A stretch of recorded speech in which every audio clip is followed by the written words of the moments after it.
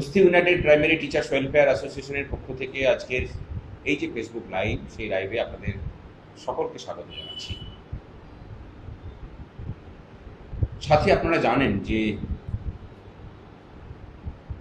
সারা দেশ জুড়ে প্রাথমিক থেকে উচ্চ প্রাথমিকে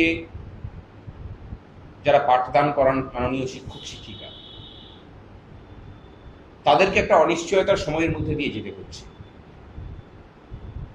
যেটা হচ্ছে বেশ কয়েকটা কারণের জন্য।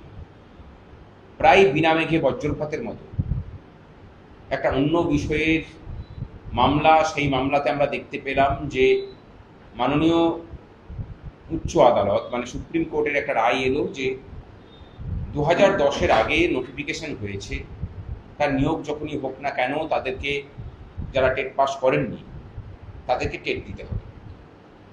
ছাড় পাবেন কেবলমাত্র তারাই যাদের চাকরির মেয়াদ আর মাত্র 5 বছর আছে। এই যে বিনা মেঘে বজ্রপাতের মতো একটা জায়গা এবং সেখান থেকে চাকরির নিরাপত্তাটা জুড়ে দেওয়া, এটা আমাদের কাছে মনে হয়েছে যে একটা সংবিধান বহির্ভূত একটা কাজের মতো। প্রথমত হচ্ছে যে একটা সিভিল ল, সেটাকে ওইভাবে রেট্রোস্পেক্টিভ এফেক্ট দিয়ে যদি প্রত্যেকটা ক্ষেত্রে এরকম দেওয়া হতে থাকে, যে ধরনের ইমব্যালেন্স সমাজে তৈরি হবে ভবিষ্যতে, সেটার পক্ষে প্রত্যেকের জীবন ব্যতিব্যস্ত হওয়ার একটা সম্ভাবনা তৈরি থাকবে। আমরা সেটাকে নিয়ে রিভিউ করি। দুর্ভাগ্যবশত সেই রিভিউ খারিজ হয়। কেবলমাত্র যেটা ছিল যে 2 বছরের মধ্যে রায়দান তাদেরকে পাস করতে হবে সমস্ত শিক্ষক শিক্ষিকাদেরকে, টেট না হলে পরে চাকরি চলে যাবে, সেটা বেড়ে 3 বছর হয়। বর্তমানে 31শে অগাস্ট 2028 সাল, তার মধ্যে দেশের সহ রাজ্যের প্রত্যেক প্রাথমিক এবং উচ্চ প্রাথমিকে পাঠদান করছেন যেসব সম্মানীয় শিক্ষক শিক্ষিকা, তাদেরকে টেট পাস করতে হবে। গোটা দেশ জুড়ে বিভিন্নভাবে আন্দোলন চলছে। আমরা কুস্তি ইউনাইটেড প্রাইমারি টিচার্স ওয়েলফেয়ার অ্যাসোসিয়েশনের পক্ষ থেকে কলকাতায় মিছিল করেছি। সেই সুবিশাল মিছিল আপনারা দেখেছেন। ডেপুটেশন দেওয়া, দিল্লিতে এআইপিটিএফ এর ব্যানারে আমাদের প্রায় 350 লোকজন নিয়ে গিয়ে পরে অবস্থান বিক্ষোভ করা, আমরা সমস্ত কিছু করেছি। তারপরে নির্বাচন গেছে। নির্বাচনের প্রাক্কালে কেন্দ্রীয় শিক্ষামন্ত্রী এসে এখানে বলে গিয়েছিলেন যে সরকার বদলে দিন, আপনার এই বিষয়টাকে ঠিক সমাধান করে নেব। সরকার বদলেছি আমরা, কিন্তু তারপরে যেটা দেখেছি, কেন্দ্রীয় শিক্ষামন্ত্রীর এক হিরণময় নীরবতা। আমরা কয়েকদিন আগে দেখেছি একটা সর্বভারতীয় সংগঠন, তারা নাকি দেখা করতে গিয়েছিলেন। সেখানে টেট বিষয়ে কোন প্রতিশ্রুতি তারা দিয়েছেন আমরা জানি না। অনেকে ভাবছেন যে রিভিউ চলে গেছে, তাহলে কোথাও আর কিছু বাকি নেই। আমরা বলছি আছে। যেটার প্রয়োজন, আমাদের রাজ্যে পূর্ববর্তী সরকারের দিয়ে দেওয়ার ক্ষেত্রে যে প্রধান প্রতিবন্ধকতা ছিল তাদের সদিচ্ছা, এক্ষেত্রেও আমরা সেটাই দেখতে পাচ্ছি, সদিচ্ছার অভাব। যদি সদিচ্ছা থাকতো, তাহলে কেন্দ্রীয় শিক্ষা দপ্তর এবং এনসিটির পক্ষ থেকে এই আইনটা যে ঠিকমতো ব্যাখ্যা হয়নি বা কোন উদ্দেশ্যে এই আইনকে প্রণয়ন করা হয়েছিল, সেটাকে নিয়ে নতুন করে রিভিউ হতে পারে বা মামলাটাকে ওপেন কোর্টে নিয়ে আসার একটা আবেদন তারা করতে পারেন। এটা আইনগত জায়গা থেকেই কিন্তু বলছি। এরই সাথে আরো অন্যান্য রাস্তাও খোলা আছে। আমরা সেগুলোকে নিয়ে আলোচনার জন্য এনসিটিকে আমরা চিঠি দিয়েছি। আমরা দেখি যে কবে তারা বসার মতো অবকাশ পান। কিন্তু তারই মধ্যবর্তী সময়ে এই রাজ্যে আমরা আন্দোলনের ডাক দিয়েছি এবং সেই আন্দোলনে বিভিন্ন রাজ্যের প্রাথমিক শিক্ষক সংগঠনের যারা নেতৃত্ব আছে, তারা আসার বিষয়ে কথা দিয়েছেন। অন্য জায়গা থেকে নেতৃত্বরা আসবেন, কিন্তু আমাদের রাজ্যে ওই দিন শিক্ষক শিক্ষিকারা পথে নামবেন কিনা, সেটা কিন্তু একটা বড় প্রশ্ন। আগে যে ভয়ের পরিবেশের কথা বলতেন, যে ভয়ের কারণে নাকি আপনারা আসতে পারেন না, যোগ দিতে পারেন না, এখন সেই ভয়ের পরিবেশ কিন্তু মুক্ত হয়েছে পশ্চিমবঙ্গ। সুতরাং অজুহাতের একটা হাত আপনাদের থেকে সরে গেছে। আমরা আশা করছি আগামী 13 তারিখ কুস্তি ইউনাইটেড প্রাইমারি টিচার্স ওয়েলফেয়ার অ্যাসোসিয়েশনের পক্ষ থেকে যে আন্দোলনের ডাক দেওয়া হয়েছে, সেই আন্দোলনে দলমত নির্বিশেষে আপনারা সকলে সামিল হবেন। আমরা এর মধ্যে দিয়ে সমস্ত সংগঠনের সদস্যা সকলকে আমন্ত্রণ জানাচ্ছি যে আসুন, অংশগ্রহণ করুন। আর মিছিল যা হবে না হবে আপনারা পরে জানতে পারবেন, জানিয়ে দেব। সম্ভাব্য জায়গা হচ্ছে সুবোধ মল্লিক স্কোয়ার থেকে রানী রাসমণি রোডে মিছিল হবে, সেখানে জমায়েত হওয়ার পরে সেই জমায়েত থেকে আমরা মাননীয় শিক্ষামন্ত্রী এবং চেষ্টা করা হবে মুখ্যমন্ত্রীর সাথে যদি বৈঠক করা যায়। আমরা চাই যে এটার একটা সমাধান হোক, শিক্ষক শিক্ষিকারা দুশ্চিন্তা মুক্ত হোক। আমরা ভবিষ্যতে সর্বভারতীয় ক্ষেত্রের যে আন্দোলন তার প্রেক্ষাপটও তৈরি করার চেষ্টা করছি, এবং তার সাথে আইনি যে রাস্তা খোলা আছে ভবিষ্যতে সেই রাস্তা ধরেও আমরা এগোনোর চেষ্টা করছি। শুধু একটাই কথা বলব, ভরসা রাখুন, উৎকণ্ঠিত হবেন না।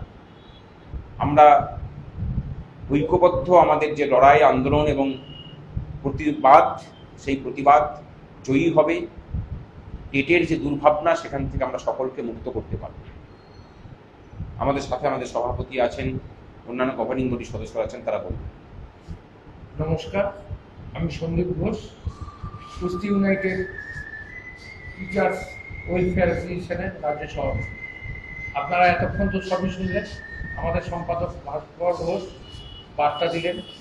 অবশ্যই আমরা বলব 13ই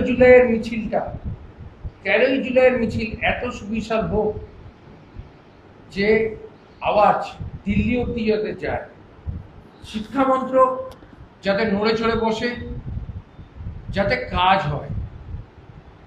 আমরা দাবি করছি পশ্চিমবঙ্গের, শুধু পশ্চিমবঙ্গ কেন, আশেপাশের সমস্ত রাজ্যে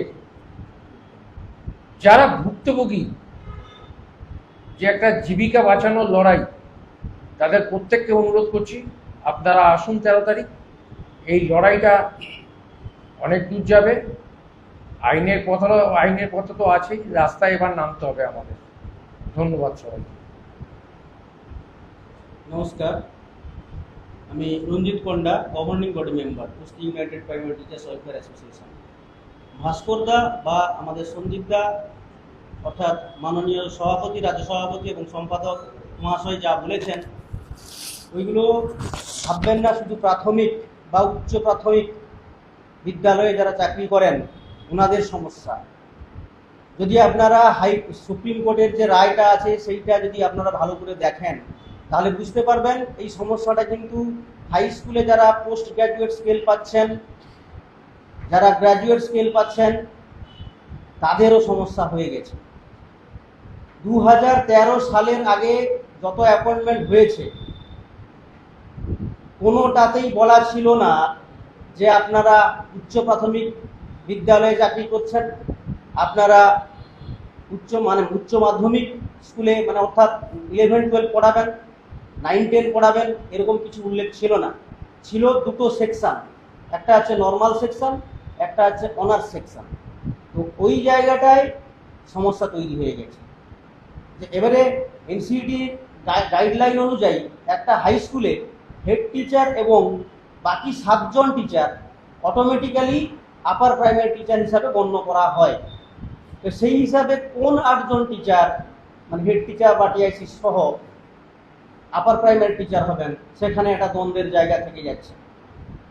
শুধুমাত্র যাদের অ্যাপয়েন্টমেন্ট লেটারে বা লেখা আছে, জয়েনিং লেটারে যদি লেখা থাকে যে উনি 11-12 পড়ানোর জন্য অ্যাপয়েন্টমেন্ট পেয়েছেন, ওনারা হয়তো ছাড় পাবেন, তবে ছাড় পাওয়ার সম্ভাবনা নেই।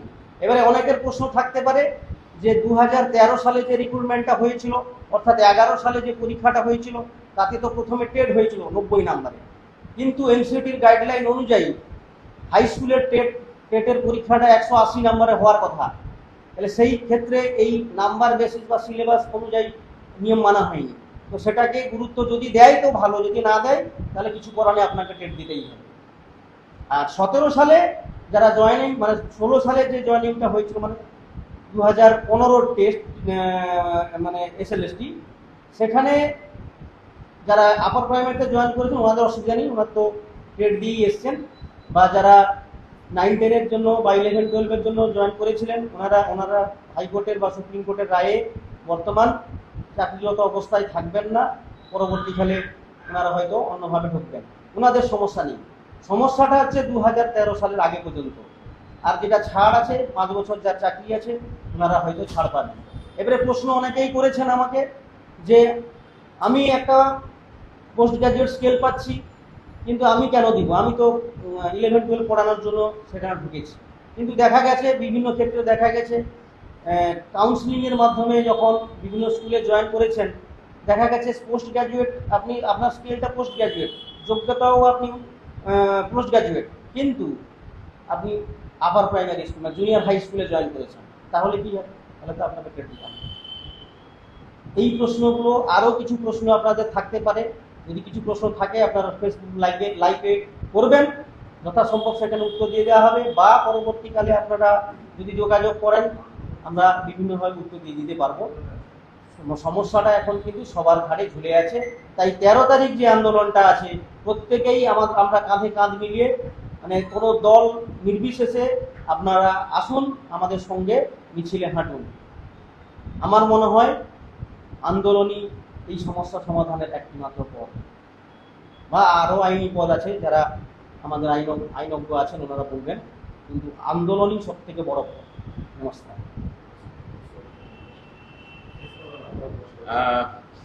আপনারা শুনলেন, আগামী 13 তারিখ দেখা হোক পথে, রাজপথে। এবং টেটের এই যে সমস্যা, এই সমস্যা থেকে মুক্ত করার জন্য আমাদের রাজ্যের মুখ্যমন্ত্রীকে, মাননীয় মুখ্যমন্ত্রীকে অগ্রণী ভূমিকা নিয়ে সারা দেশকে পথ দেখানো এবং সারা দেশের সামনে এই যে প্রায় 25 থেকে 30 লক্ষ শিক্ষক শিক্ষিকার সামনে যে সংকট তৈরি হয়েছে, সেই সংকট থেকে মুক্ত করার একটা বড় সুযোগ আমাদের মাননীয় মুখ্যমন্ত্রীর সামনে আছে। তিনি যেভাবে নেতৃত্ব দিচ্ছেন, এই নেতৃত্বের প্রকাশ সারা ভারতবর্ষ জুড়ে করার একটা বড় সুযোগ কিন্তু আছে।